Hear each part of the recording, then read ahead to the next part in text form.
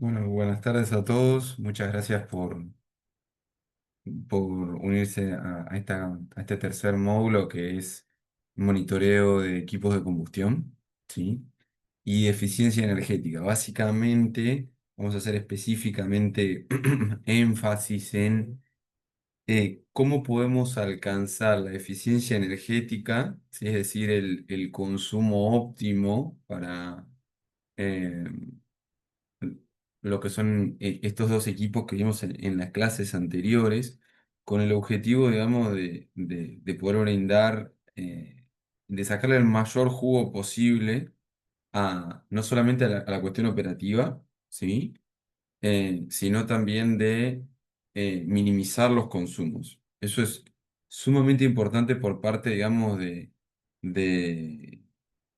lo que ya veníamos mencionando en referencia a que tanto los hornos como las calderas componen parte del 30% del consumo en una refinería y seguramente sea muchísimo mayor si tengo una industria pequeña. ¿Sí? El consumo energético es siempre vital. Hay bastantes normas que hoy por hoy están haciendo énfasis en esto. Las empresas empiezan a certificar también en cuestiones energéticas también. Y ni hablar que la eficiencia energética de alguna forma es vital para las épocas donde, la época de vacas flacas, por así decirlo, ¿no? Que es cuando no hay mucha inversión posible y es necesario mantener la operación en continuo. Entonces, para nosotros poder alcanzar ese tipo de consumos es sumamente importante entender las bases de la combustión, ¿sí? Que eso es en lo que más énfasis vamos a hacer. Así como veníamos mirando los aspectos básicos de los equipos, que nos servía de alguna forma para entender todas las herramientas necesarias para poder hacer un troubleshooting, bueno, ahora acá vamos a vivir algo similar, ¿sí? Porque la realidad es que vamos a necesitar entender de cuáles son los componentes básicos de la combustión y con cuáles son los recursos con los que podemos jugar, ¿sí? Ahora habiendo entendido un poco las distintas piezas y demás, eh, pero también para poder nosotros mantener, digamos, la combustión en sí, es importante lograr identificar aquellos puntos donde hay algún desvío importante y puede llegar a producirnos, amén de todo, de un desvío de operativo, ¿sí? Evitar algún incidente con la seguridad, que eso es vital. ¿Eh? De alguna manera nosotros siempre tenemos que hacer énfasis en eso, pensar no solamente en lo que refiere al consumo, a la producción, sino también siempre velar por lo que es la seguridad, ¿sí? Em, Aguardame un momento, por favor, porque estoy queriendo ver. Les pido, por favor, si llegan a ver que hay alguien que está queriendo ingresar al, a la reunión, por favor, denle el alta, ¿sí? Bueno. Entonces, hablábamos de la combustión, haciendo mucho énfasis y demás, pero bueno, básicamente a mí una de las cosas que quisiera, digamos, también expresarles es cuál es el sentido de la combustión en sí, ¿no? La combustión es, en un principio, una reacción química, ¿sí? Donde nosotros lo que tenemos es un combustible, ¿sí? Que en presencia de oxígeno y una chispa, ¿sí? Se libera energía en forma de calor, ¿sí? Y tiene como productos no solamente el dióxido de carbono, ¿sí? Que eso es cuando nosotros tenemos una reacción completa, ¿sí? Eso quiere decir que la reacción química que hicimos eh, se dio de la forma correcta, estequiométrica, ¿sí? Estequiométrica quiere decir que eh, para poder brindar, digamos, la resolución de la reacción química, las cantidades de los elementos son suficientes, ¿sí? No vamos a entrar mucho en detalle, digamos, pero básicamente cuando nosotros tenemos una reacción que es completa, el producto que siempre vamos a tener es el dióxido de carbono, ¿sí? Y cuando no es completa, justamente lo que tenemos es combustible que no se quemó, ¿sí? Eso básicamente siempre se da porque hay alguna ausencia del oxígeno en sí, ¿sí? Entonces, esta reacción es mucho más ineficiente, libera muchísimo menos calor que en el caso de cuando nosotros efectivamente podemos quemar todo el combustible con un exceso de oxígeno, ¿sí? Que es el punto pivot donde nos vamos a encontrar. Entonces ahí vamos a sacar el máximo calor posible y siempre estando en un poco de seguridad. ¿Qué es lo que suele suceder, digamos, y cuándo se da el combustible no quemado? Cuando nosotros vemos un humo negro, ¿sí? Esa es la principal fuente, digamos, de que algo nos está sucediendo a nivel químico, ¿sí? Entonces, eh, las cosas no están funcionando bien.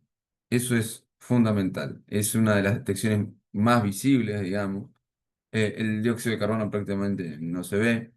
Y lo que sí no hay que dejar de tomar en cuenta es que los combustibles son básicamente combinaciones de hidrocarburos, ¿sí? En nuestro caso, porque vamos a hablar de lo que hace más que nada en referencia a las mezclas gaseosas, ¿sí? En cambio, si nosotros tuviéramos el combustible líquido, va a pasar algo más o menos lo mismo, ¿no? Siempre va a ser carbono, hidrógeno, ¿sí? Ahora vamos a ver un poquito más en detalle eso después.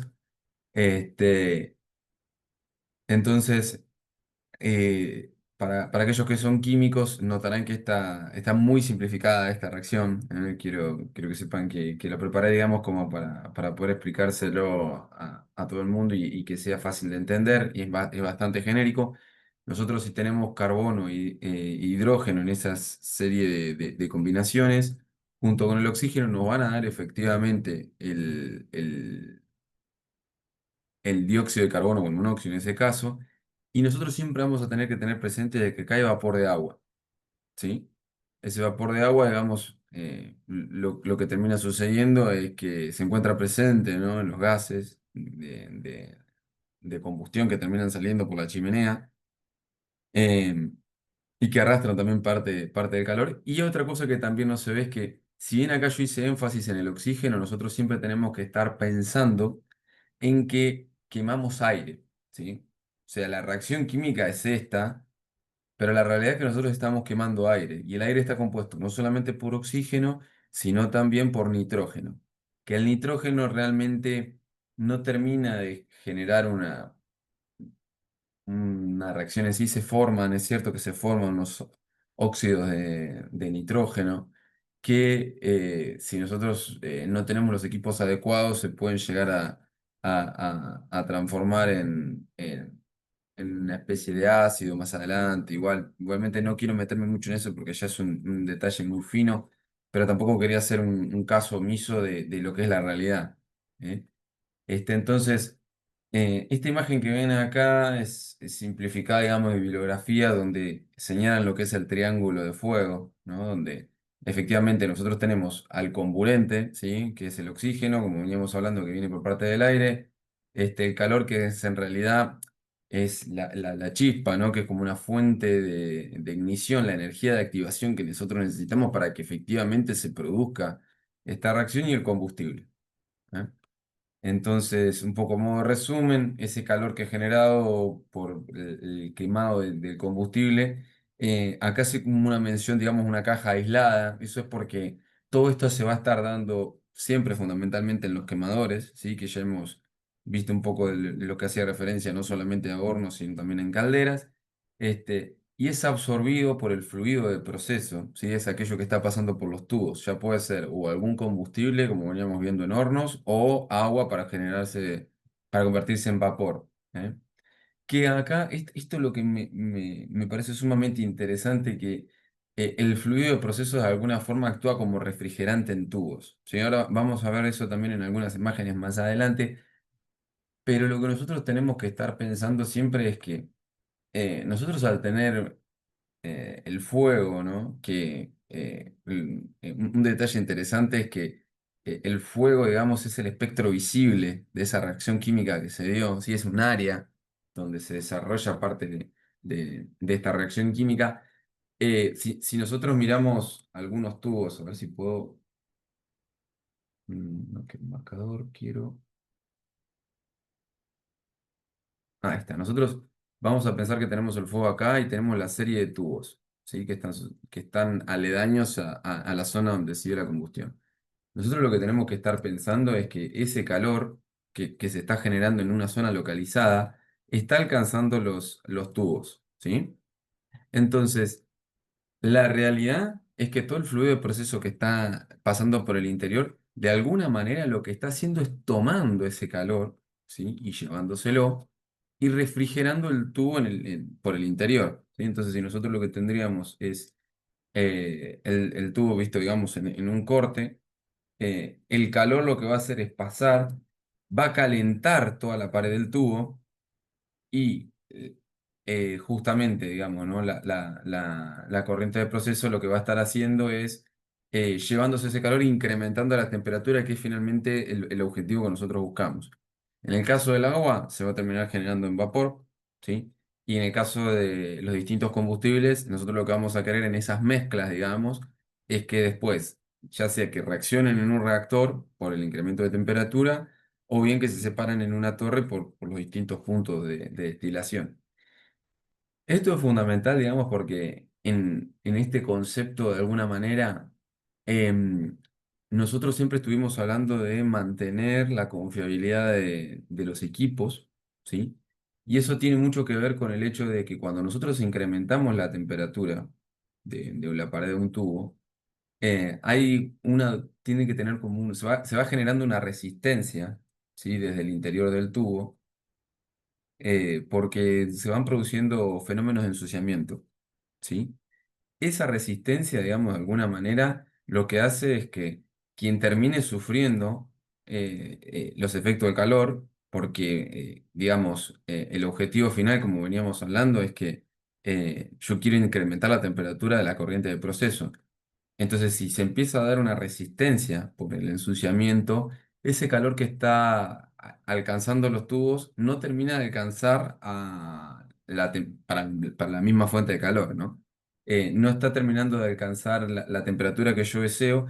Entonces, quien absorbe todo ese impacto es el tubo, que de alguna manera va incrementando su temperatura con el paso del tiempo y en algún momento, si yo no soy lo suficientemente criterioso de hacer los monitoreos correspondientes, se puede llegar a pinchar y eso termina generando un inconveniente, ¿sí? Es por eso que especialmente en los hornos, ¿sí? Recuerdan que habíamos visto que estaban esos transmisores que se llamaban TMT, ¿sí? Que nos ayudaban a monitorear la temperatura y demás. Bueno, el enfoque que tiene es poder alcanzar y monitorear esa temperatura de piel de tubo con el objetivo de cuidar, digamos, la integridad de, digamos, de los tubos en sí. Y de alguna manera también otra cosa que nosotros vamos a empezar a ver con el paso del tiempo es que como va a seguir aumentándose esa resistencia, así que es básicamente como una costra, ya lo vamos a ver en una imagen, se suele dar en las etapas iniciales de lo que es el crudo directamente, algún crudo reducido en el vacío. Se generan también cuando están los hornos de coqueo retardados, suelen generar especialmente esas costras de ensuciamiento. Nosotros en el tiempo lo que vamos a ir viendo es que para mantener la misma temperatura que yo quería, tengo que incrementar el calor dado, ¿sí? Y es justamente por ese ensuciamiento. Además, si yo logro monitorear, digamos, otras variables, lo que voy a estar viendo es que el caudal también se va a empezar a ver reducido, porque eh, una de las cosas que van a empezar a pasar es que todo este ensuciamiento, digamos, se va a pegar perimetralmente, ¿no? A los tubos. Entonces, de alguna forma, la sección va a estar cada vez más reducida. Entonces, va a incrementar la presión. Hay un montón de cosas que uno tiene que estar empezando a pensar. Y bueno, el enfoque, digamos, que uno tiene que dar es como que esa suerte, digamos, de refrigeración se termina dando en los tubos por justamente el pasaje del fluido de proceso, ¿no? A ver, vamos acá.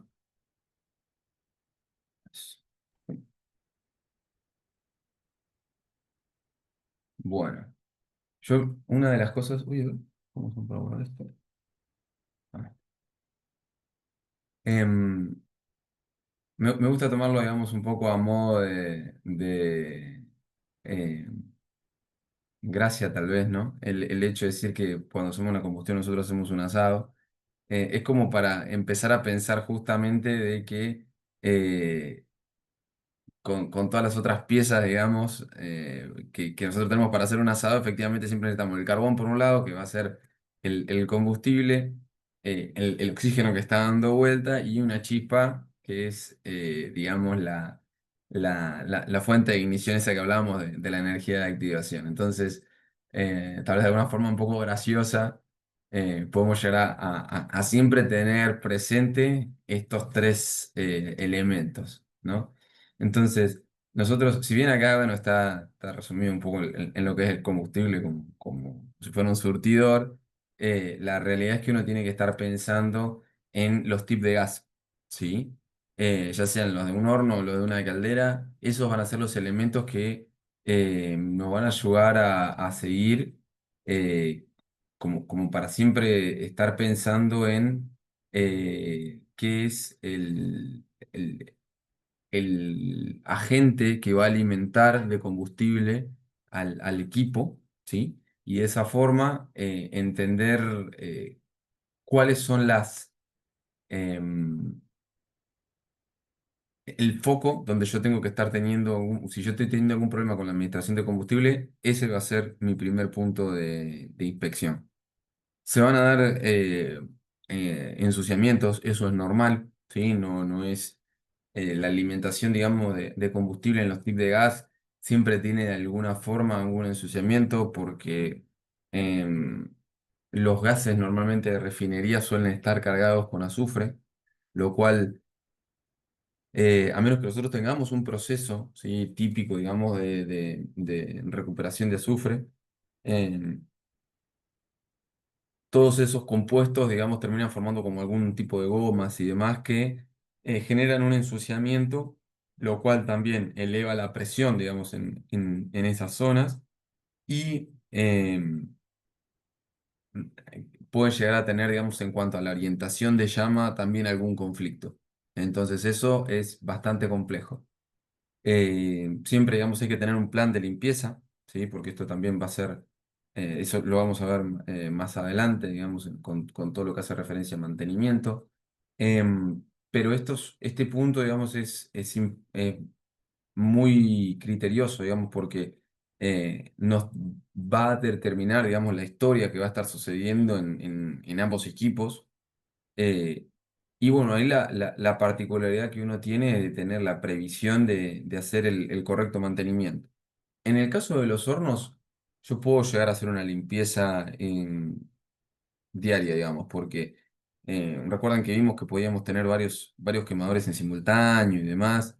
Eh, bueno, una de las cosas que suceden es que nosotros podemos sacar un quemador de operación y hacer esa limpieza. En cambio, en lo que refiere a las calderas, eso no es así.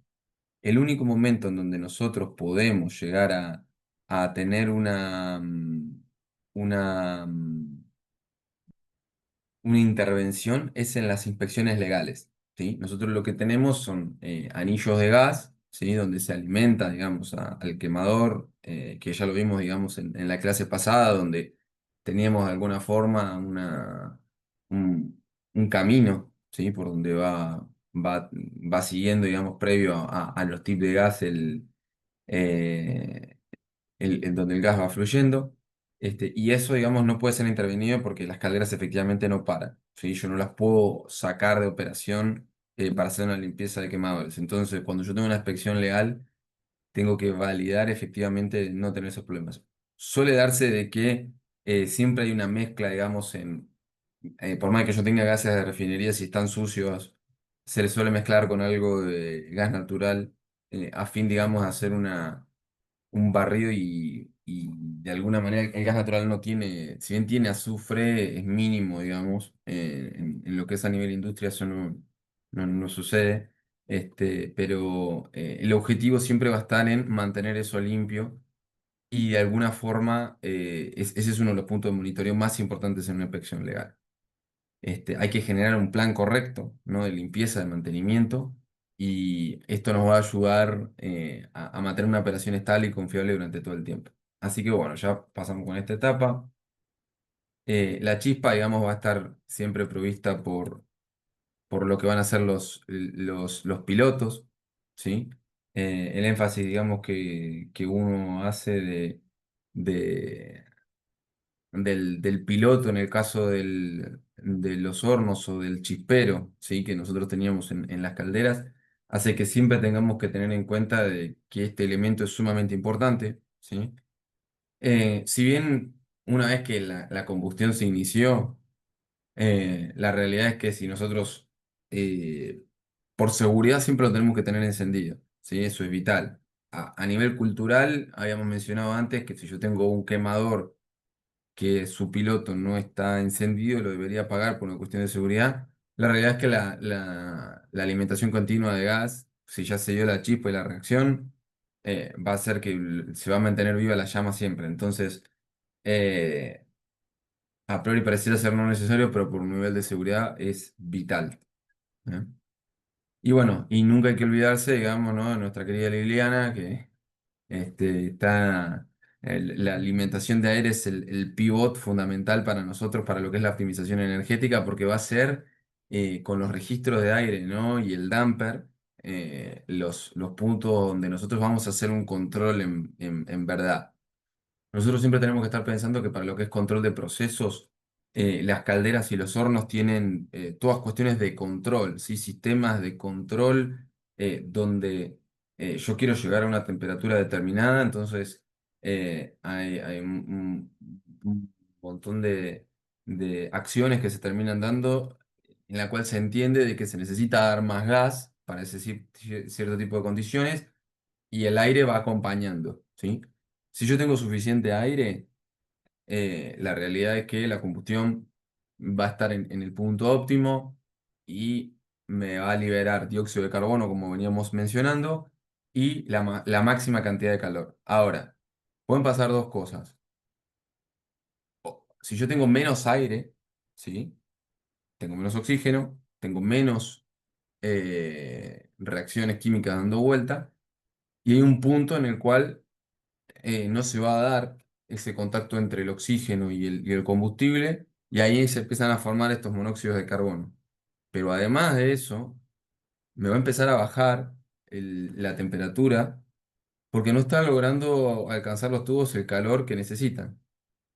Entonces, una disminución del oxígeno es muy nociva, no solamente por las cuestiones de proceso, sino a nivel de seguridad, porque hay un momento en el cual yéndonos a los extremos, digamos, yo cada vez estoy inyectando más y más y más y más combustible por el control, porque encima, piensen esto, cuando tenemos voy a citar siempre el caso de un horno, ¿no? Pero cuando el horno ve de alguna forma que la temperatura de salida no es la que yo estoy buscando, lo va a intentar compensar siempre con gas, siempre va a darle más y más gas. Entonces, automáticamente cuando hay ausencia de oxígeno, él lo que va a intentar hacer es darle más combustible y en ese momento la proporción sigue siendo, va a seguir cayendo, ¿sí? Entonces va a haber cada vez más combustible y menos oxígeno. Entonces ese es el punto más importante, porque va a afectar a la seguridad al 100%. Ahora, Y el otro fíjate caso que que yo puedo llegar a tener es que yo tenga un exceso de oxígeno muchísimo mayor, tenga más aire del que necesito. Entonces uno dirá, bueno, eh, para no peligrar, digamos, lo que hago es pongo más oxígeno para que siempre haya oxígeno presente. De alguna forma el oxígeno no tiene un costo, ¿sí? Porque la realidad es que el aire circundante, digamos, no debería ser un problema. Si yo tengo un horno lo suficientemente grande, sí una de las cosas que me pueden pasar es que necesite de, un sistema de ventiladores, como habíamos visto en la caldera de tiro forzado o tal vez desde un tiro inducido, para poder forzar a que pase más aire, ¿sí? del que naturalmente circularía. Vamos a ver una diferencia cortita más adelante. Pero si yo tengo también mucho aire presente, pensemos nuevamente en el hecho de que en el interior del horno yo estaría ingresando aire exterior que con suerte puede llegar a estar a 40 grados de temperatura ambiente en un verano muy caluroso, pero imagínense qué sucedería si yo estoy en el invierno, digamos, donde vamos a suponer que tengo 10 grados, tengo 30 grados menos, ¿sí? De un gran flujo, de un volumen de aire importante que está ingresando. Entonces el horno en el interior indefectiblemente se va a estar enfriando. Entonces, ¿qué es lo que va a hacer el horno? Darle más gas para compensar, porque todo ese volumen de aire que va a estar ingresando hay que calentarlo. Entonces, ahí es donde empieza a actuar la eficiencia energética, en esos puntos. Porque de alguna forma, si yo lo que logro hacer es alcanzar la proporción estequiométrica que veníamos hablando, es decir, la porción justa, ahí es donde yo ya sé que no necesito poner oxígeno, no necesito poner gas de más, porque efectivamente la reacción está en su esplendor, ¿sí? Y ante los distintos movimientos, digamos, de temperatura, porque otra cosa que tenemos que estar pensando es que durante el día hay una temperatura y durante la noche hay otra. Durante la noche siempre va a ser más frío. Imagínense en el invierno, si yo estaba pensando en 10 grados durante el día, en la noche puede bajar a 5. Entonces el delta otra vez es mucho mayor. En el interior del horno voy a tener entre 900 y 1200 grados y yo estoy ingresando otra vez con un volumen de aire muy alto y eso todo generan costos. ¿Eh? Estar finos con eso es vital para, de alguna forma, hacer que valorizar el costo un costo fijo que ya tiene la empresa, que es importantísimo a nivel volumen. ¿Y cuál es el actor, digamos, por excelencia, digamos, en hornos y en calderas? Van a ser los registros de aire, sí, o los damper. Inicialmente van a ser esos porque por más de que de alguna forma el damper en el horno, en el que está en la chimenea, siempre va a tener, tiene una acción fundamental por el tiro, como habíamos mencionado. En este caso, el primer ingreso de aire se da por los registros de aire. Entonces, este es el punto donde más énfasis tenemos que hacer en el caso de que veamos que hay algún accionamiento que no funciona, que en el área, digamos, por donde tiene que pasar el aire no es la suficiente. Eh, estos son los puntos donde cuando uno hace una inspección tiene que tener un cuidado total. ¿Eh? Entonces, el damper, recordemos que lo que nos va a ayudar es a incrementar la salida de gases, ¿sí?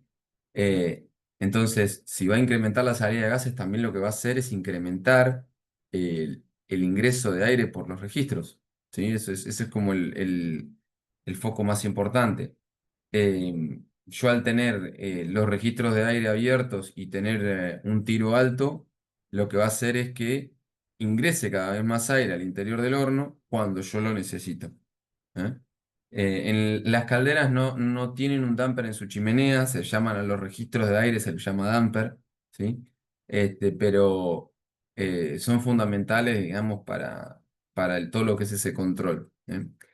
En una caldera, lo que suele pasar es que eh, los dampers de los quemadores, que les repito, son como los registros de aire para los hornos, suelen quedarse 100% abiertos.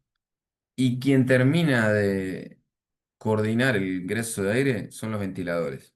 ¿Sí? Yo disminuyo el caudal de aire, que lo hago directamente con un control y se acabó. Con eso ya está. Este, y una cosa que no hay que olvidarse, digamos, es en que en el caso que yo tenga un combustible líquido, digamos, que esta sección de acá, y acá creo que lo van a poder visualizar bien, nosotros vamos a tener que dar aire extra, porque seguramente si una de las cosas que nos pueden llegar a surgir es que tenga algún ahogo de horno, y eso es lo vamos a ver en la próxima clase, pero es uno de los incidentes de proceso más importantes en estos equipos. Así que es fundamental que cuando tengo combustible líquido tengo que tener más aire. ¿Eh? Bueno, un poco. quería hacer algo de énfasis, digamos, en esta simple esquematización, digamos, ¿no? De lo que es el horno. Básicamente van a pasar dos cosas. Por un lado va a estar el flujo de proceso, ¿sí? Que va en contracorriente con los gases de combustión y los gases de combustión en sí.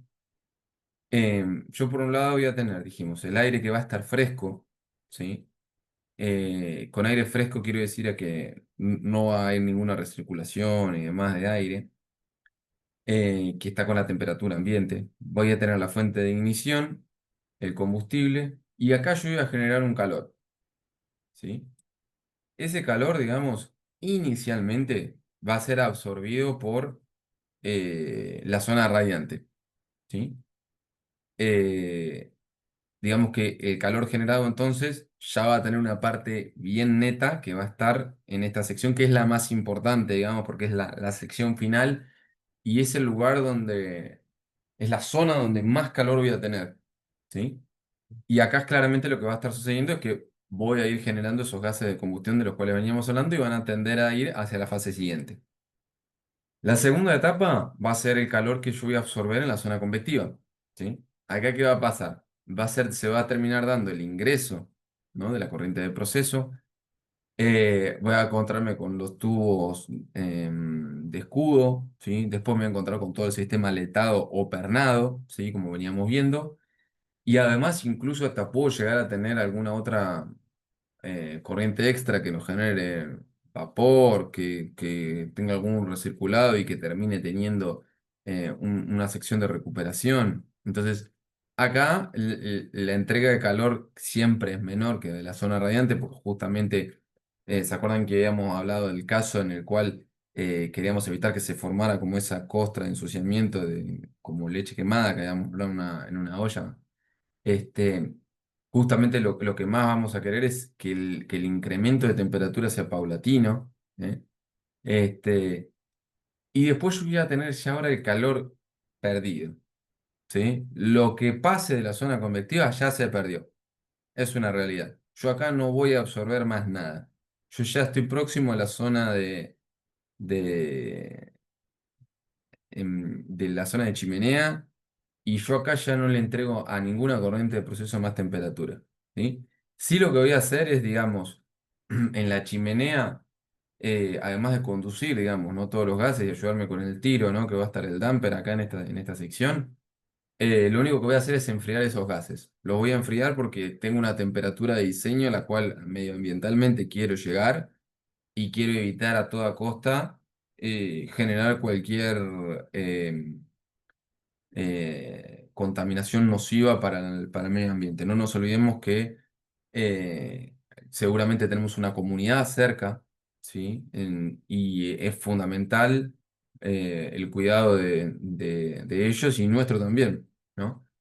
Em, y además ese calor perdido no solamente está relacionado directamente con la chimenea, porque de alguna forma tenemos que pensar de que eh, los revestimientos que nosotros tenemos tienen una pérdida de eficiencia, ¿no? Parte de ese calor se va a terminar yendo por las chapas, por, digamos, el pasaje, ¿no? De todos los materiales aislantes. Ni hablar si tenemos unidades que son un poco antiguas, el deterioro es normal, entonces hay una suerte de calor perdido. Entonces, ese calor que yo generé siempre se basó en una cantidad de combustible dada. Y lo que tengo que estar pensando es que si yo tengo estas dos etapas fundamentales, donde de alguna manera yo puedo hacer un registro de por qué no estoy alcanzando la temperatura que yo quisiera en la zona convectiva, ¿sí? Puede que haya algún ensuciamiento porque se ha caído algo de refractario o hay algún otro motivo, ¿no? O que puede llegar a ser o que no logré hacer, salí de una parada de planta y no logré hacer la limpieza suficiente. Tengo rotas las aletas porque hice una mala manipulación, digamos, de los recursos y las quemé. Entonces, yo ya acá puedo hacer, digamos, tener una versión inicial de los problemas que yo puedo haber, que pudieron haber acontecido. Y ni hablar que el foco nuestro va a estar siempre en la zona radiante porque es donde más shock le vamos a dar y donde más vamos a exigir al horno. Entonces, eh, acá tengo que hacer mucho énfasis en esas relaciones, digamos, de entender de todo el calor que yo generé para dónde se me está yendo. Porque la realidad es que el calor perdido lo tengo que intentar minimizar, ¿sí? Independientemente de lo que va a ir por la chimenea, yo tengo que aprovechar, ojalá, el objetivo, la idealidad sería que acá salga a 25 grados, ¿sí? Tenía un día de 25, es decir, que ingresó con una temperatura y al final salió frío. No, no es así por justamente cuestiones de eficiencia, ¿no? Pero la realidad es que el calor yo siempre lo voy a querer encontrar en estas etapas. ¿Eh? Bueno, un poquito lo que habíamos hablado, ¿no? De que esos gases de salida van a tener siempre el dióxido de carbono, el nitrógeno y agua. Ahora que me estoy poniendo a pensar, acá hay un error también porque va a haber oxígeno, ¿sí? Que no va a combustionar porque no debería encontrarse, o sea, siempre tiene que estar en exceso al combustible que hay. Entonces, en ese momento las moléculas de oxígeno no se encuentran con el combustible porque ya reaccionaron por todas, ¿sí? Entonces, tengo ese exceso de oxígeno circundante y sí va a ser importante, digamos, el volumen de nitrógeno que voy a encontrar. Así que bueno, yo siempre hago un repasito, ¿no? Digamos, para ponerme a pensar un poco en el efecto que tiene el damper en ese ingreso y egreso de gases, ¿sí? Nosotros ya habíamos hablado, digamos, ¿no? De que los gases van a tender a salir, de que se convierten en la mezcla del gas y el aire me da los gases de combustión, ¿sí? Hay que sacar, una vez que ingresaron al horno, se convierten en gases de combustión. Ya no es más aire, ya no es más combustible, no, no es más combustible gaseoso, no, son gases de combustión. Y los gases de combustión van a tener una relación directa con la salida, digamos, que la va a permitir el damper. Ustedes imagínense que si yo tengo la sección de la chimenea y la tengo completamente sellada porque tengo el damper cerrado al 100%, los gases no van a poder salir. Entonces vuelven para atrás. Y ahí es donde en algún momento se termina generando un incidente, ¿no? Nunca se cierra por completo el damper. Sí tiene, digamos, unas secciones, esta que habíamos mencionado, de seguridad, como para justamente evitar ese inconveniente. Pero quien va a terminar dando permitir la salida de los gases, en definitiva, es el damper. ¿Sí? No sé si había hecho alguna mención, digamos, pero bueno, el damper cuando uno sube en la sección de la chimenea tiene que tener una plataforma, ¿sí? Donde puede tener acceso. Suele tener digamos, una flecha que indica acá, no es posible, digamos, tomar la imagen por una cuestión de lejanía, pero acá seguramente voy a tener una sección donde va a decir open y close, ¿sí? En el cual, digamos, eh, estos bracitos, ¿sí? Que mueven a justamente, estos bracitos que ven acá, hacen referencia a esto en el plano, ¿sí? Entonces, si se encuentra en esta posición, seguramente esté 100% abierto, y cuando los bracitos hagan este movimiento, lo que va a pasar es que las aspas van a hacer esto, ¿sí? Y ahí va a estar 100% cerrado. Entonces, justamente esas indicaciones de cuán abierto o cerrado están, nos va a ayudar a, independientemente de las indicaciones que tengamos digitales, saber mecánicamente cuán abierto o cuán cerrado está. Y otra cosa que no nos puede pasar es que siempre de alguna manera tenemos que tener, ustedes lo que van a ver acá son unos alambres, ¿sí? Son unos cableados, perdón, no son alambres, son cables, que tienen un accionamiento en la base del horno para que yo los pueda accionar manualmente, ¿sí? El servomotor, digamos, es una indicación, digamos, que terminan dando desde la consola, donde lo que ayuda es a decir, bueno, quiero que esté tanto abierto o tanto cerrado, y eso a mí permite a mí incrementar o disminuir la velocidad de salida de gases. ¿Eh? Entonces eso es también sumamente importante porque eh, en función de la operación que quiera, tengo que ser exigente o no. Entonces, vamos a hacer énfasis, digamos, en la definición formal de lo que es el tiro, ¿sí? El tiro, quisiera que se tomen, un momento, digamos, para leer esta diapositiva porque es un concepto un tanto eh, complicado las primeras veces, cuando lo tenés que poner en práctica en la operativa diaria es complejo, ¿sí? Pero básicamente, como por definición, el tiro es la presión negativa, ¿sí? Que permite la elevación de los gases calientes para proporcionar el movimiento del aire y el flujo gas o gases de combustión a través del horno, ¿sí? El tiro no hace tanta referencia en las calderas, eh, básicamente también porque tienen, digamos, un tiro forzado, ¿sí? Que lo termina dando los ventiladores. Pero esto es lo importante de entender. Yo quiero ese movimiento de esos gases para que terminen saliendo por la chimenea. Ahora, esa dice que es una presión negativa, digamos, porque lo que tiene que suceder es que hay que vencer, digamos, cierta presión que permite ese flujo de gases, ¿sí?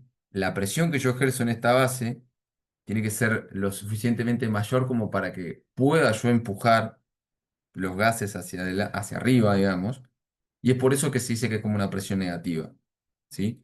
Si esto fuera una presión positiva, como puede pasar en una caldera, yo necesariamente tengo que forzar a que el aire pase, porque en este caso, digamos, es un tiro natural, ¿sí? Yo tengo que poder brindar con este accionamiento que salga los gases de combustión. Si yo esto lo tengo cerrado, en algún momento la presión que ejercen los gases que se fueron generando acá se empieza a hacer cada vez más positiva, ¿sí? Porque, le repito, imagínense que esto está cerrado, empezaría a circular todo, a hincharse el horno, y bueno, y en algún momento, si la presión es lo suficientemente alta, puede llegar a darse una explosión. ¿Sí? Es por eso que el tiro es uno de los parámetros más importantes a la hora de monitorear un horno. Justamente porque puede pasar, digamos, o sea, no es normal, porque justamente por eso hacemos todos los mantenimientos y los monitoreos, pero es de las primeras cosas que vamos a ver. Si yo tengo un tiro positivo, ¿sí? Es decir, que está pasando del cero, lo que está sucediendo es que yo tengo que mirar automáticamente si es que hay humo negro o no. Porque cuando el tiro es negativo, cuando el tiro es positivo, perdón, en algún momento ya no me ingresó más aire, ¿sí? Ustedes piensen en los registros de aire que estaban acá abajo. La presión es positiva, entonces va a tender a salir por abajo, ¿sí? No voy a permitir que ingrese más aire. Si no ingresa más aire, no tengo más oxígeno. Y el horno lo que va a estar viendo es que se van a empezar a dar el monóxido de carbono que veníamos hablando. Entonces la temperatura va a empezar a disminuir. ¿Y qué es lo que va a hacer el horno? Es darle más gas. Y si le empieza a dar más gas, esto se empieza a presionar cada vez más. Entonces ahí es donde se termina generando ese proceso. ¿Se entiende? Este, entonces, básicamente también es eso. Si se hace cada vez más negativo, ¿sí? Entonces eso quiere decir que la presión que yo tengo en este punto es menor que con la que vengo empujando. Entonces va a permitir esa fluidez, ¿sí? Y va a terminar saliendo. Esto es lo mismo que pasa con una parrilla, digamos. Cuando ven que empieza a salir el humo para adentro del interior de- del quincho, digamos, es que o bien hay una obstrucción en el camino, ¿sí? Y si eso no se da, es porque tal vez la altura de la chimenea no es la suficiente. No realmente hay que hacer algún cálculo, digamos, como para entender con cuán alto tiene que ser la, la altura, digamos, del quincho, que esto te permita, digamos, empujar todo hacia arriba. Entonces, eh, una de las cosas que se suelen dar, digamos, es como que la presión comienza siendo bien negativa en la base, se empieza a ir haciendo cada vez más positiva, ¿sí? Y después acá nosotros empezamos a tener un poco más de presión negativa porque yo ahora acá ya me empiezo a encontrar, estoy saliendo de la zona radiante y me empiezo a encontrar con algunos tubos de la zona convectiva. Entonces, nuevamente, entre toda esta sección que nosotros estamos teniendo acá, parte de ese impacto lo termina generando el damper. ¿Eh? Este, entonces, bueno, tanto los registros de aire como como el damper son fundamentales para justamente lo que es la salida de los gases, ¿eh? Mientras más negativo sea el tiro, más rápido va a salir, porque quiere decir que yo tengo menos presión ejerciendo, entonces, por poquita presión que yo tenga acá, va a salir muy rápido. Entonces, lo que tengo que tener cuidado es de que si yo tengo mucho tiro, una de las cosas que van a suceder es que salen muy rápido los gases, no logran tener el tiempo de residencia en la caja del horno y eso hace que la temperatura no alcance las paredes de los tubos y por ende la temperatura no se incremente. Entonces ahí también tengo que jugar un poco con eso porque a priori no sería tan positivo que sea re negativo el tiro. ¿Se entiende? Además, otra cosa que voy a hacer es, si yo tengo un registro de aire abierto en una posición y le aumento el tiro, es decir, que le permito que se haga ese vacío, lo que va a hacer es que va a chupar más aire y ya tenemos todos los inconvenientes que les habíamos mencionado antes. Bueno, esto también, digamos, una de las cosas que quería mencionarles acá es justamente qué es lo que sucede si yo tengo un tiro alto, es decir, que haya muchas presiones, es justamente esto. Una de las cosas que me pueden suceder es que yo no me tengo que olvidar de que tengo instrumentos, ¿sí? Que me ayudan en el monitoreo y puede llegar a taparse alguno de esos analizadores. Ya lo vamos a ver más adelante con lo que es el analizador de oxígeno por un lado y el de tiro por otro. Este, si yo tengo un tiro alto y tengo, digamos, algunos orificios en las paredes del horno, ¿sí? Que eso es lo que se llama oxígeno parásito. Se dice que es parásito porque no es un oxígeno que yo quiero que ingrese al horno porque yo lo estoy demandando, ¿sí? Sino que aparece porque no hay la suficiente aislación, hay algún que otro orificio dando vuelta, hay alguna puerta que está abierta, alguna mirilla, ¿sí? Una mirilla donde vamos a ver algunos videos más adelante, si eso queda abierto, eso es todo oxígeno parásito. Porque el control verdadero yo lo voy a tener con los registros de aire. Ahí es donde yo voy a tener eso. Entonces, todo eso termina siendo negativo para mí. Y ahí estoy siendo ineficiente justamente porque tengo ese exceso de aire. ¿Eh? Ahora, bueno, ahora cuando hablamos de este tema del tiro más bajo, es justamente lo que mencionábamos, que la presión se hace más positiva, tengo más combustible que sin quemar en la caja de combustión, entonces el rendimiento que veníamos hablando no es el suficiente, se puede dar la situación de ahogo, que es la que mencionamos, lo vamos a ver más adelante en la sección de seguridad, y bueno, y eso nos puede derivar, digamos, en un incendio o en una explosión. Este, bueno, y una cosa fundamental que tenemos que tener en cuenta a la hora de monitorear un horno es, si yo tengo presión positiva, vamos a volver a la imagen de atrás, eh, como yo les dije, vamos a ir al caso de que tengo el registro, el damper cerrado por completo. Acá me están ingresando todos los gases de combustión y están como pegando la vuelta, digamos. Empiezan a pegar contra las paredes, se presiona, se presiona, se presiona, se presiona, se presiona, se presiona, se presiona, se presiona.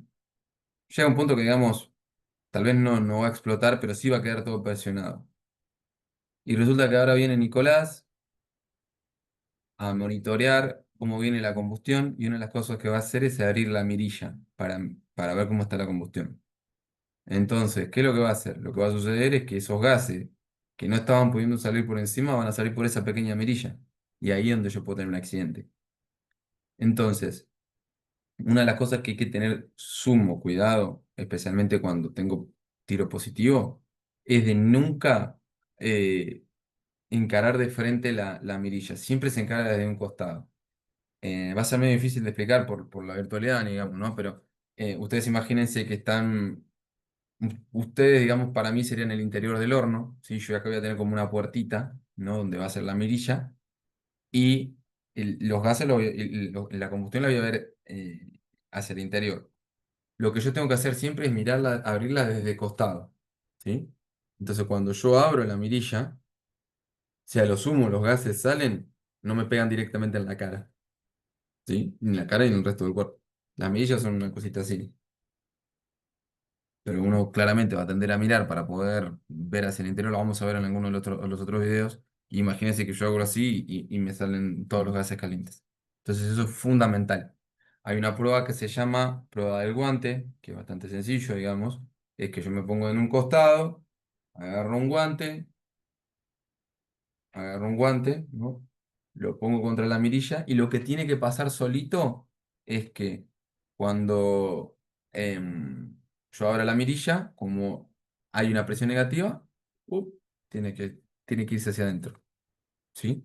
Si el guante se queda quieto, quiere decir que la presión es positiva y tengo que tomar una acción.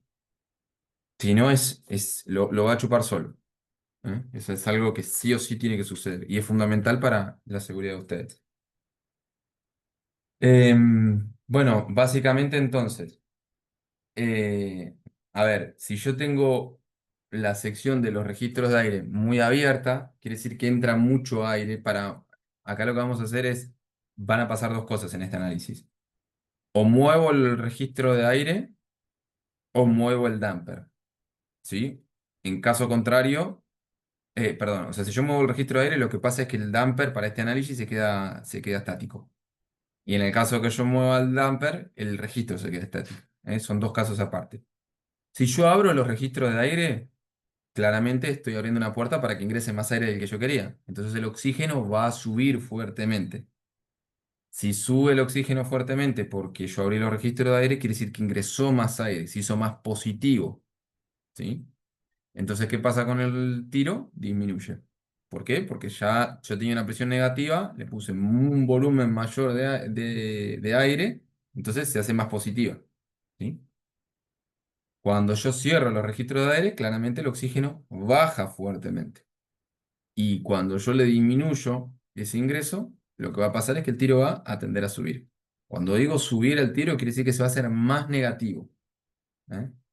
Porque tengo menos presión de los gases que están dando vuelta.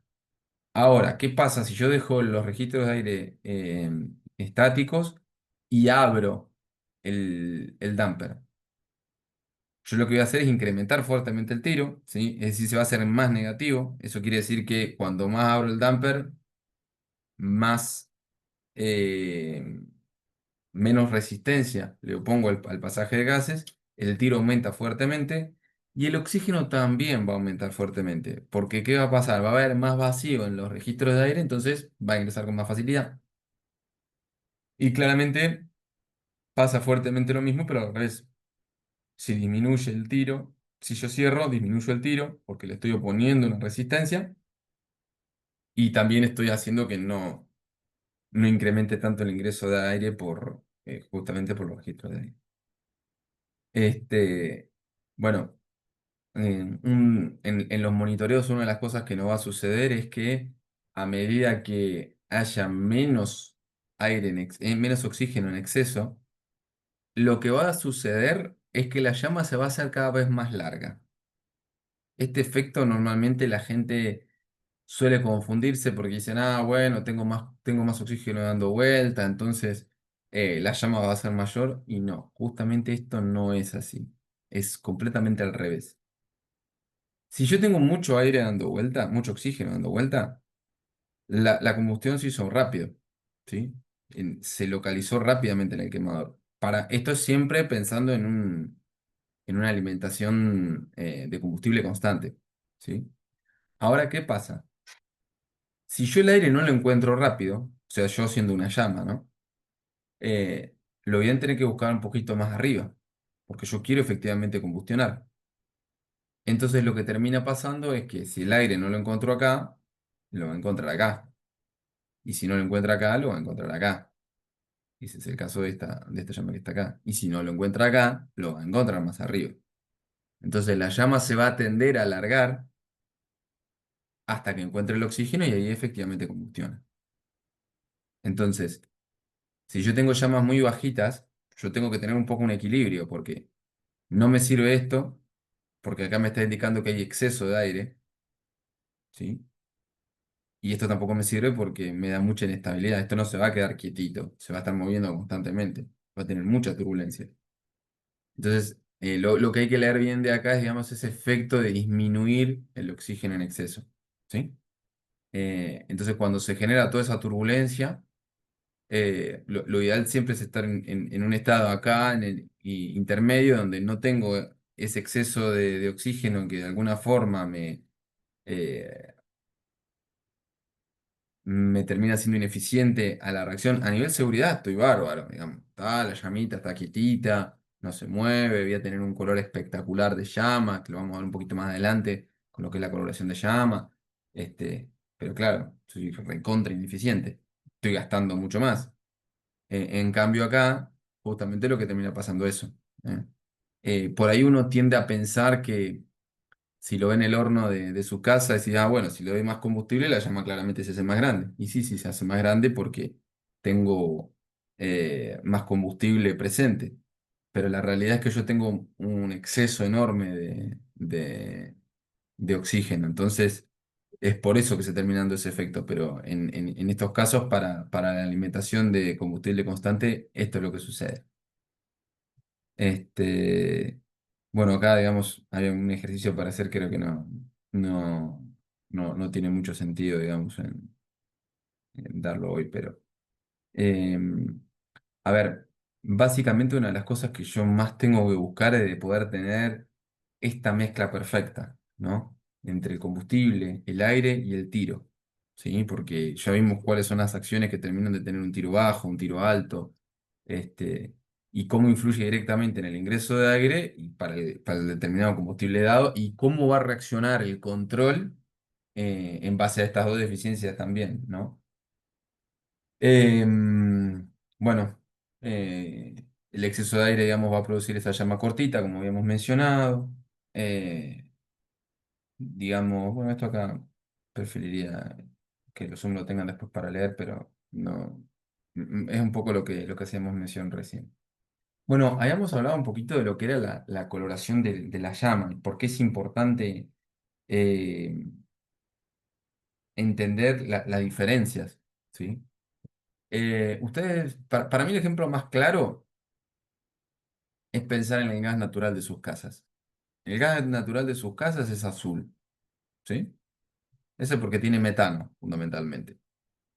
El metano tiene una fórmula química que es carbono e hidrógeno 4, ¿sí? Em, mientras, fíjense que hay 4 hidrógenos por cada átomo de carbono.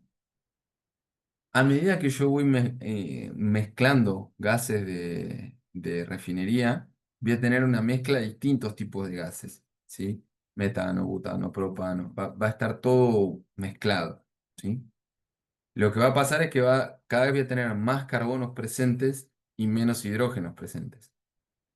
Incluso en tal punto es que cuando yo tengo un combustible líquido como el fuel oil, ¿sí? Que quemamos en las calderas o en el horno cuando tengo las lanzas de combustible, ellos tienen mucho carbono presente. Entonces, lo que sucede es que cuanto más carbono tengo y más pesado es mi combustible, más amarillo va a tender a ser la llama. Mientras más hidrógeno tenga, más azul va a ser la llama.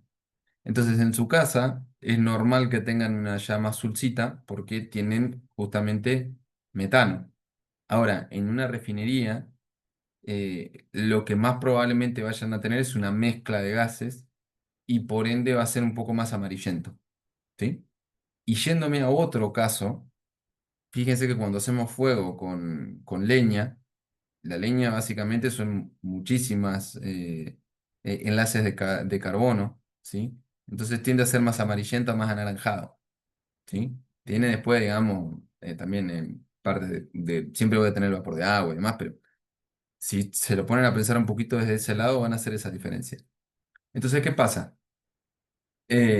Cuando hay algún faltante de oxígeno, ¿sí?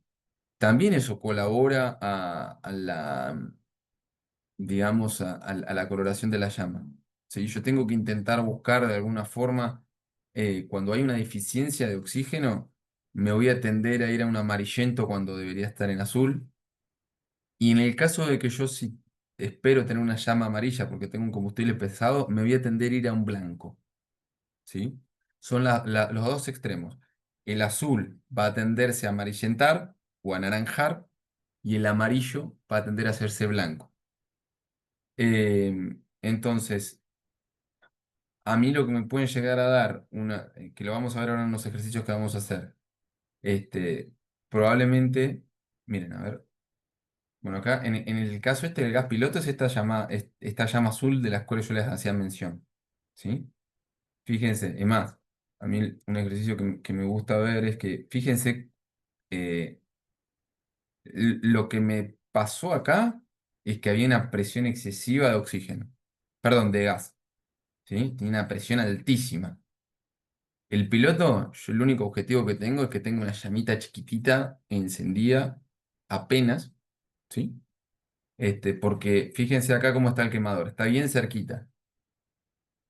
Esto, una llama altísima es. No sirve. No sirve tener esa presión porque eh, la verdad es que es un gasto innecesario porque el calor yo quiero que me lo dé el quemador, no el piloto.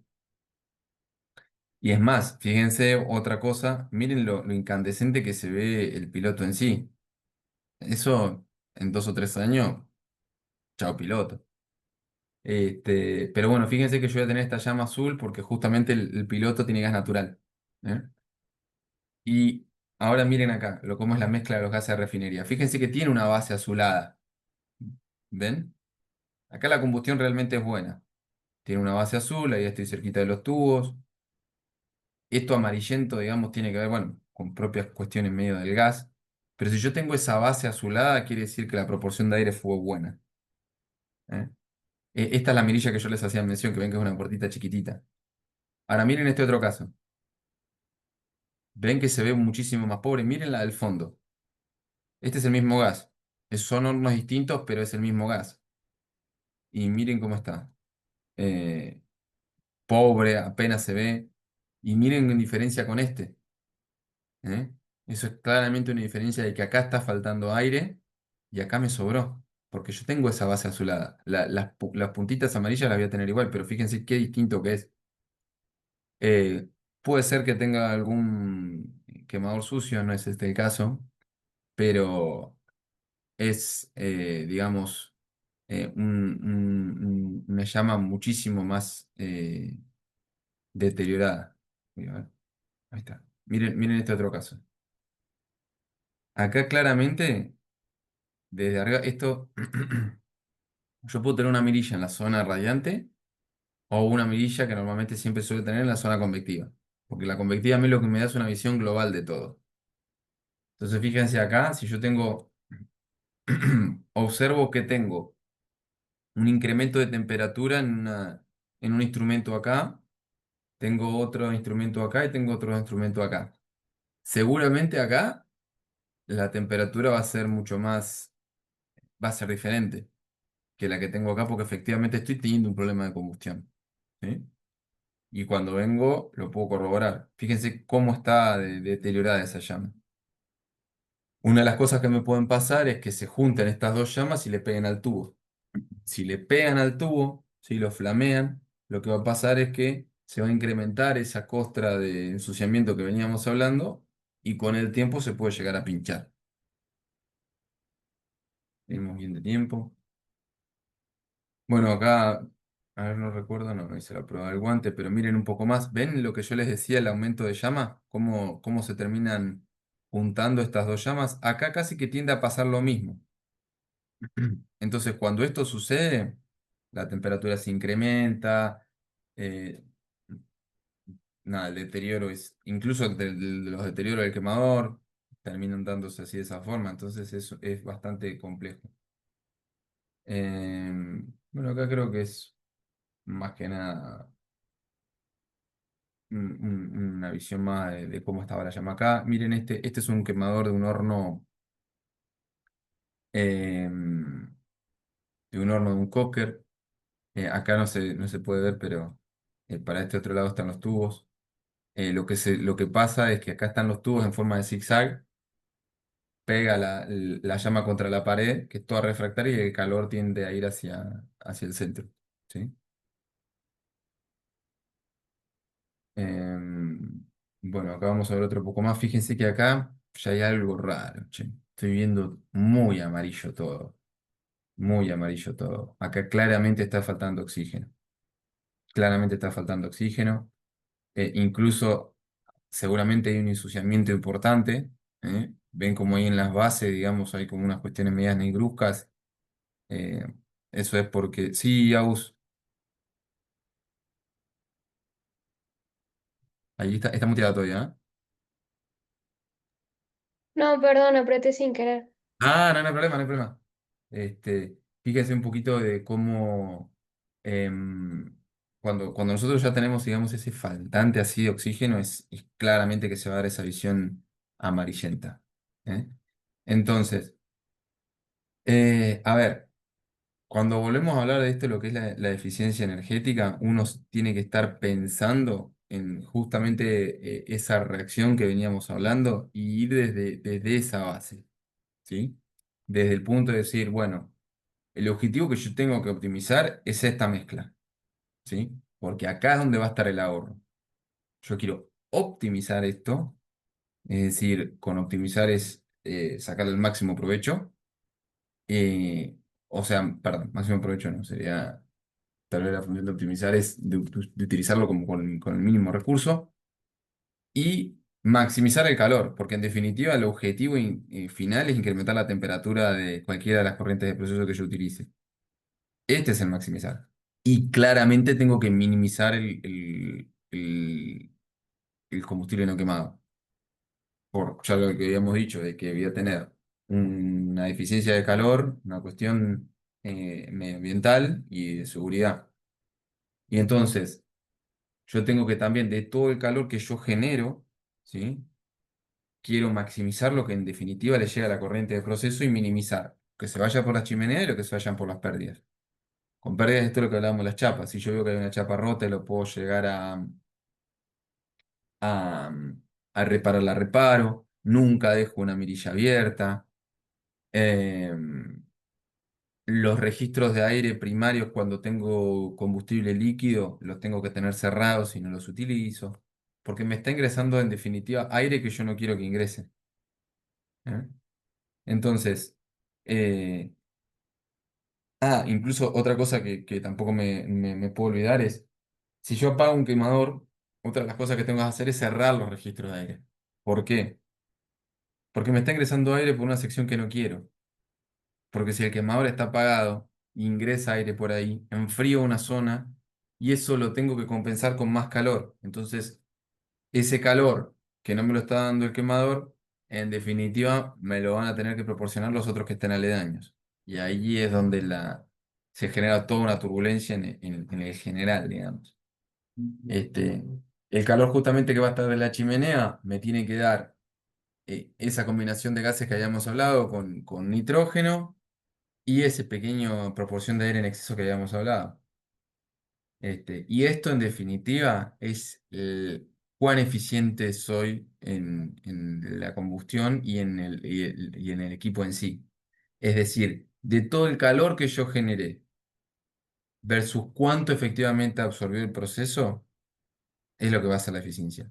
Entonces, en definitiva, un monitoreo, digamos, de la temperatura de chimenea es un factor clave, ¿sí? Porque claramente eso va a estar asociado a la carga, ¿no? A cuánto yo estoy procesando. Mientras más esté procesando, y es esperable que la temperatura de chimenea en algún momento sea más alta porque también le otorgué mucho más calor. Entonces, eh, no va a estar siempre constante, pero sí es algo que yo puedo estar esperando. ¿Eh? Eh, y bueno, voy a querer minimizar siempre el dióxido de carbono, esas pérdidas evitables de las cuales habíamos hablado, y bueno, operar siempre dentro de lo que es el objetivo. ¿Eh? Ese oxígeno, ese aire objetivo, yo lo voy a tener de alguna forma. Yo tuve que haber hecho pruebas, digamos, en las cuales a priori me di cuenta de cuánto es el mínimo que tengo oxígeno que puedo tener, que eso se llama test de mínimo oxígeno, ¿sí? Eso por un lado. Y después, normalmente ya los hornos para el diseño suelen tener entre un 3,5 y un 5%. ¿Sí? Esas son cosas que suelen, digamos, encontrarse en la bibliografía que comparte el proveedor. Bien, ahora, nosotros lo que tenemos es instrumentos que me van a estar ayudando a la medición de ese oxígeno. Se llaman analizadores de oxígeno y de combustible no quemado. Justamente lo que me van a indicar es digitalmente y 24/7 cuál es esa proporción a la salida. Y fundamentalmente siempre va a estar fundamentalmente no, obligatoriamente está incluso por norma, en la zona convectiva, porque yo acá ya finalicé, digamos, ya estoy próximo a salir en la chimenea, entonces tiene sentido que yo sepa acá cuánto oxígeno tengo, para yo poder tomar una acción por cómo me viene de atrás. Ahora también puedo tener en la zona radiante un analizador de oxígeno para después yo poder tomar alguna acción en cuanto a optimización energética. Suelen ser caros, entonces es algo que, no solamente por eso, sino también por el mantenimiento, ¿no? Este, y bueno, eh, hay distintas pruebas que uno tiene que hacer como para saber si es que falla o no el analizador, porque puede pasar, eso es una realidad que puede pasar, que el analizador no esté funcionando. Puede que sea una falla electrónica, puede que se haya ensuciado alguna de las celdas con combustible que no se quemó, o eh, no sé, es complicado. Que se rompa por falla de vida útil no es algo que suceda, pero bueno, puede pasar. Y digamos, entre 12 y 18 meses es el momento en el cual se tiene que hacer una operación de análisis de analizadores, ¿no? En el caso de que no esté funcionando y yo tengo una operación complicada, tengo la opción de utilizar un analizador portátil. Normalmente se suele tener, porque suele pasar de que los analizadores fallen porque son antiguos, ¿sí? Este, y bueno, hay que ir a hacer esas mediciones, no solamente del oxígeno, sino también del tiro. Son cosas que se suelen medir y que, digamos, es de uso común. Bueno, acá lo que les quería hacer mención era, digamos, esto un poco de los registros de aire. Esto acá en ese caso son los registros de aire primarios para combustible líquido. La realidad es que si yo no lo estoy utilizando, tiene que estar cerrado porque es oxígeno que yo no quiero. Lo mismo como hablábamos, si el quemador está apagado, tiene que estar cerrado también. Y acá es un poquito lo que les quería hacer la diferencia entre el tiro natural y el tiro balanceado o forzado. El tiro natural hace referencia a que naturalmente el, el aire ingresa hacia hace más referencia al aire, ¿sí? O sea, eh, el aire ingresa por sí solo sin ninguna ayuda, naturalmente, y sale solo junto con los gases de combustión. En el caso del tiro, vamos a comenzar con forzado. Lo que sucede es que yo empujo con el ventilador al aire a pasar y sale por la chimenea naturalmente, ¿sí? En el caso del tiro balanceado es que hay un balance porque está el tiro forzado inicialmente y hay otro ventilador que ayuda a que los gases salgan, ¿sí? Entonces yo acá estoy teniendo otro control de las velocidades. No me quedo nada más que con el damper, sino que con un juego de ventiladores hago que las cosas me mantengo dentro del control. Ahora, esto es un poquito más complejo, el tiro balanceado. Básicamente, lo que yo quiero que suceda es que se acuerdan que veníamos haciendo mención de que si yo tengo el aire que está caliente, que está a 40 grados versus de si está a 10 grados, que ese delta térmico yo lo pago con gas en el interior del horno porque si no se enfría. Y imagínense que en vez de estar a 40 grados, yo lo llevo a 200 al aire. Sería espectacular, ¿no? O sea, yo podría aprovechar y de alguna forma, eh, digamos, disminuir ese delta de temperatura, ¿sí? A mí me ayudaría un montón porque entonces adentro del horno no tiene que tener tanto movimiento. Esto es esta tecnología, digamos, de tiro balanceado que lo que hace es toma aire atmosférico, ¿sí? Es aire fresco, ¿se acuerdan que yo les hice mención de aire fresco? Ese aire fresco lo toma, lo hace pasar por un intercambiador de calor, ¿sí? que lo que tiene la particularidad es que es precalentado con gases de combustión, ¿sí? Entonces, ¿qué es lo que pasa? Acá yo tengo el aire, y que, bueno, esto está en contracorriente, ¿no? Yo tengo el aire fresco, ingresa, y esto es un- pasa por una serie de tubos, digamos, ¿no? Pasa por acá, se calienta con los gases que estaban próximos a salir de la chimenea e ingresa al horno caliente, ¿sí? Ahora, ¿qué pasó? Esto lo que hizo fue, pasó por el horno, se combustionó, empezó a pasar, esta sección, digamos, estaría por acá abajo, empieza a venir así, ya no es aire, ¿sí? Ahora es gases de combustión porque se mezcló con combustible, pasa todo caliente, pasa por acá, por el intercambiador, le da parte de ese calor que yo iba a desaprovechar porque se iba para la chimenea, pasa, le transfiere ese calor al aire fresco que está ingresando, el ventilador de tiro inducido lo hace salir, ¿sí? Y termina saliendo de una manera más frío por encima de la chimenea, ¿sí? Más que por encima de la chimenea, por encima del damper. ¿Qué es lo que sucede? Para que los gases de combustión pasen por esta sección, lo que tiene que pasar es que el damper acá esté cerrado por completo. Entonces, los gases de combustión vienen, chocan contra el damper, bajan, pasan forzados por este ducto, intercambian calor acá y el ventilador este lo fuerza a salir, ¿sí?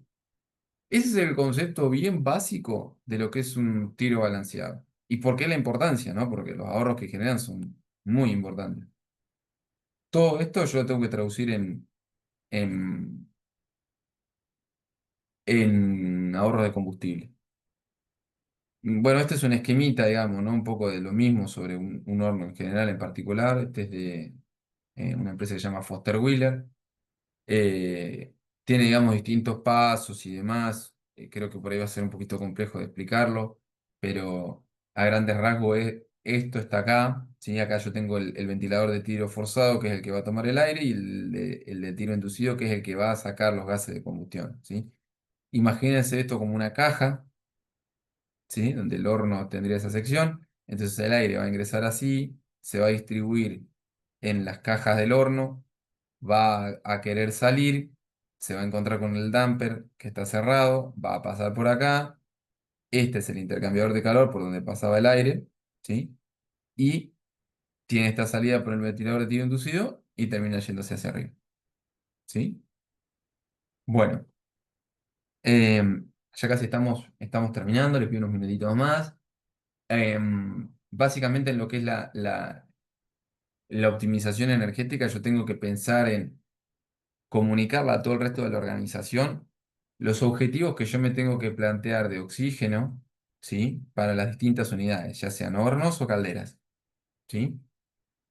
Y constantemente tengo que estar monitoreando y haciéndoles un énfasis en, miren, a lo largo del día tuvimos este promedio, ¿sí? O estamos actuando para esta carga con este oxígeno. Necesitamos alcanzar este objetivo porque hay alguna asunción, digamos, de que más o menos entre 0,3, 0,5 puntos de oxígeno es aceptable que esté desviado por una cuestión de que, como les hacía mención, a lo largo del día cambia la temperatura, entonces eh, uno tiene variaciones no, la temperatura también lo que va a hacer es disminuir el ingreso de aire, ¿no? O aumentarlo en el caso digamos, de que si yo estoy pensando que tengo una temperatura ambiente mayor, es distinto el volumen de aire que si tengo una temperatura menor. Por la noche eso cambia, entonces esto, digamos, va a abarcar ese rango total. Entonces es sumamente importante comunicarle a la organización qué tan lejos estamos y cómo lo puedes traducir eso en dinero. A veces es un poco difícil, pero a nivel operativo es algo que se conoce. Entonces, yo lo que tengo que compartir siempre es no solamente los oxígenos que están por diseño, ¿sí? Sino también el tiro que está también por diseño, porque las dos cosas me van a ayudar mucho. Y esto se puede traducir en realmente miles de dólares por año. ¿Eh? Es sumamente importante porque es es una buena práctica que si uno la tiene es vital para la economía de la compañía. Este, y bueno, ni hablar que todo lo que es oxígeno parásito que hablamos lo tengo que eliminar por completo. Eso, la verdad es que es bastante complejo. Entonces, ¿qué es la diferencia, digamos, entre operar bien, como el caso este, y operar mal? Eso se llama costo de oportunidad, ¿sí? Y, digamos, representa cuánto es lo que yo tuve que pagar extra de gas por haberme desviado. Fíjense que acá prácticamente la diferencia fueron de 2 puntos, ¿sí? 7,8 versus 6, 1,8% es muy elevado. Y eso de alguna forma se puede traducir con algunas cuentitas, digamos, ¿no? En dólares por día, ¿sí? Che, si yo hubiera trabajado en 5, digamos que era el objetivo, en 6, perdón, que era el objetivo, yo no gastaba nada, porque era trabajar ahí. Ahora, la proporción de haberme ido cada vez más o menos me termina generando un costo diario extra. Fíjense, en, eh, en la unidad F300 yo por haberme desviado estoy perdiendo $200 por día. $200 por día. Pa, es un montón. Es un montón, ¿por qué? Porque lo tengo que multiplicar por 365 y además tengo que estar pensando en todas las unidades que yo tengo a la par. ¿Sí? Entonces, termina haciéndose un número importante. Lo ideal es estar en cero. Nunca es posible, digamos, porque requiere un control sumamente fino, pero la realidad es que en ese caso es grosero ese cambio y es sumamente importante para la salud de la economía de la compañía. Entonces, justamente todo esto que viene en referencia a cuidar y a optimizar esto es vital para justamente el cuidado energético. Porque además piensen que mientras menos combustible usemos, menos emisiones a la atmósfera también tenemos. Entonces, ese es un compromiso que nosotros tenemos que tener. Eh, son acciones, es nada más una cuestión de cultura, cultura empresarial que tenemos que tener de alguna forma. Así que bueno, vamos a ir con el resumen de todas las clases que veníamos teniendo. Si se animan a participar, buenísimo. Son poquitas preguntitas. ¿Cuáles son los elementos que forman la combustión? ¿Hay quien se anima?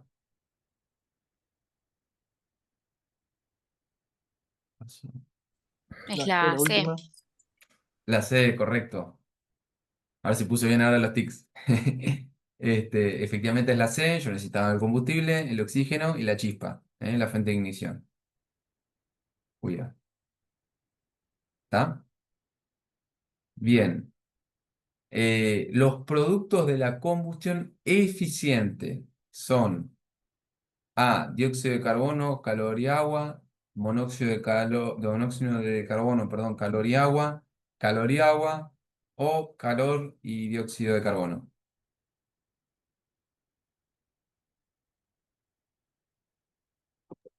La primera puede ser.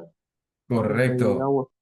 Bien, Juli. ¡Ey! ¿Por qué lo puse mal? Lo puse mal. Lo puse mal. Dios, siempre me pasa lo mismo. Estabas correcto, Juli. Sí, está en la diapositiva. La respuesta correcta. Dale, dale, Este, gracias. sí, sí, sí, efectivamente. No, no. El monóxido de carbono claramente no es la opción correcta. Justamente es lo que yo no quiero hacer. Siempre me pasa lo mismo. No sé por qué. Voy a volver a revisar la diapositiva. Discúlpenme, chicos. Perdón, y nos Era decía ineficiente arriba. No, no, no, no, es que sea eficiente. Ah, se ve que me cambié, che, pará. No, no, Claro, porque se cambió de pregunta. está. Gracias, tuviste rápido, Emma. No, la respuesta Eh, correcta está bien la que dio Juli. El problema estaba con las diapositivas porque justamente preparé las dos.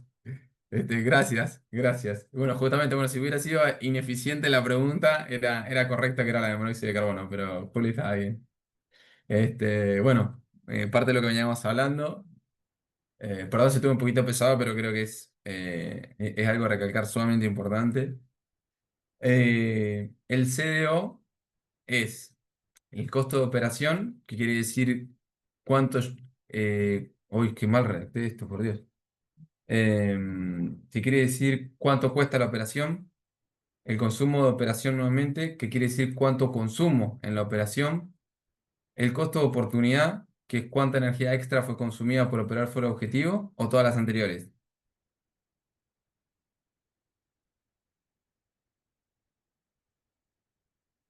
Acá. Esto por ahí lo pasamos un poquito rápido, pero la respuesta correcta es el costo de oportunidad. ¿Se acuerdan que habíamos...? Ah, pará, tengo una diapositiva más. Es el costo de oportunidad, pero cualquier cosa escribí. Porque era CDO acá, no CDP. El costo de oportunidad era la diferencia, digamos, que tenía entre operar en objetivo versus la medición formal que tenía. Y creo que esta es la última. Sí. ¿Cómo puedo medir el oxígeno? No es necesario medirlo con un analizador portátil, con un analizador local o con una termocupla. Hay más de una respuesta correcta. La B y la C. Correcto. La B y la C. Con el analizador portátil, en el caso de que no me esté funcionando el analizador local, y bueno, el analizador local para tener la operación 4.7. Bueno, ya con esto acabamos, estamos en hora. Comentarles que, bueno, la próxima clase va a ser específicamente de acciones para tomar un mantenimiento, confiabilidad y seguridad. No sé si que alguno tiene alguna pregunta en particular. Si no, con esto estamos.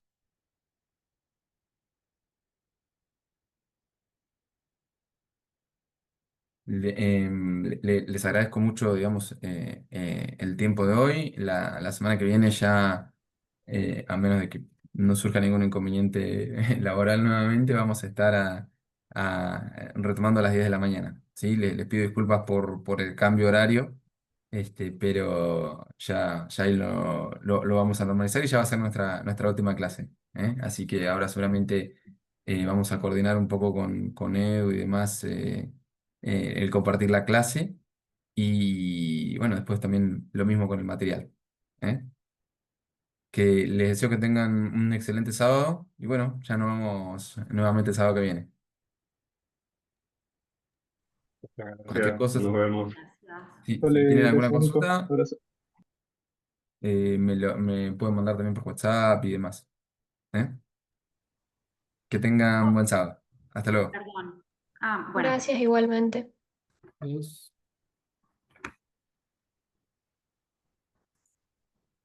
Chao, gracias.